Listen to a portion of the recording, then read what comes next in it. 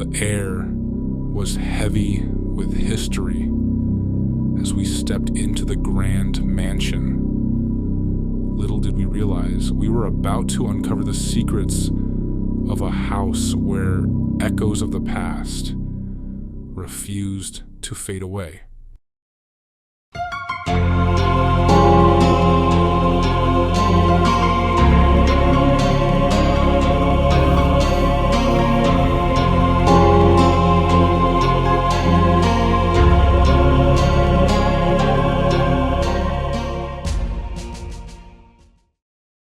In 2023, after pandemic restrictions were lifted, my two friends and I decided to visit the Hauer House in Akron, Ohio.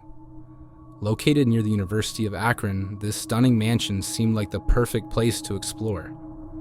But before I get into the details of our visit, let me share some key background information.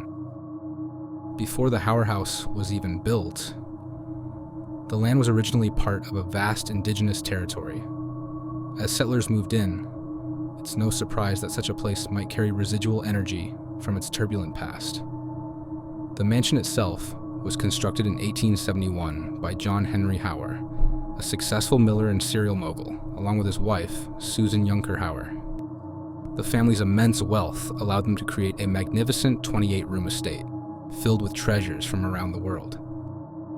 John's first wife, Susan, tragically passed away from illness, but before she died, she made him promise never to remarry. Despite this vow, in 1875, John married Rebecca, and some believe this broken promise may have contributed to the eerie happenings in the house. After the last matriarch of the Hauer family, Grace, passed away in 1973, the mansion was left to the University of Akron. It was converted into a museum, and two female students from a nearby sorority house were assigned to live there and oversee the property after hours. One of these students, Ashley, initially dismissed the rumors of ghostly activity until she started experiencing strange events herself. At night, she would hear persistent knocking on her closet door. After doing some research, she discovered that years ago, a housekeeper had locked her children inside that very closet as punishment.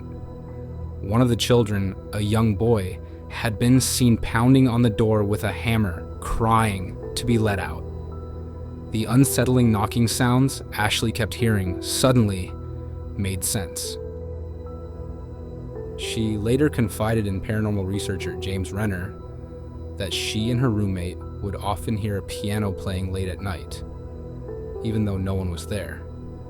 One evening, when Ashley had her boyfriend over, they both saw a shadowy figure of an elderly woman walk past the open doorway.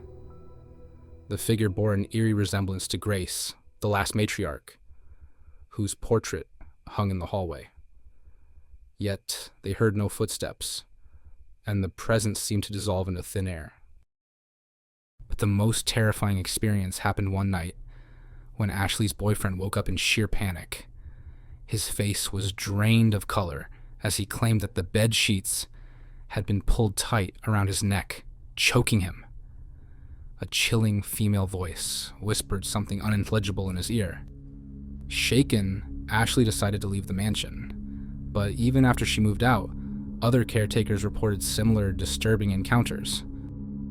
In another unnerving account, a security guard was called in to investigate a disturbance late one night. As he walked through the house, he removed his shoes to avoid dirtying the pristine floors. That's when he heard a woman's voice whisper coldly, "Get out of my house!" Overcome with fear, he bolted, leaving his shoes behind.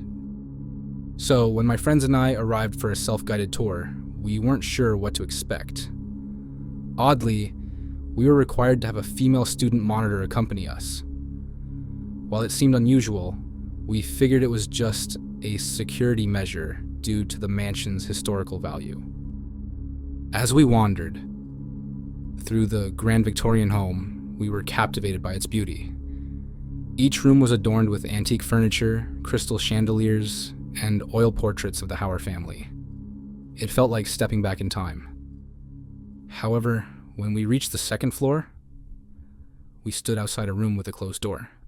Suddenly, a loud, distinct knocking echoed from inside. Startled, we turned to the monitor, who looked visibly shaken. She quickly told us the room was locked and that no one was inside. But as the knocking continued, we couldn't shake the eerie feeling that we weren't alone. We finished our tour, but an unsettling sense of unease lingered. Just before leaving, I made a silent request in my mind, hoping that whatever spirits resided here would remain in their beautiful mansion and not follow us home. It might sound superstitious, but after everything we had heard and experienced, I wasn't about to take any chances.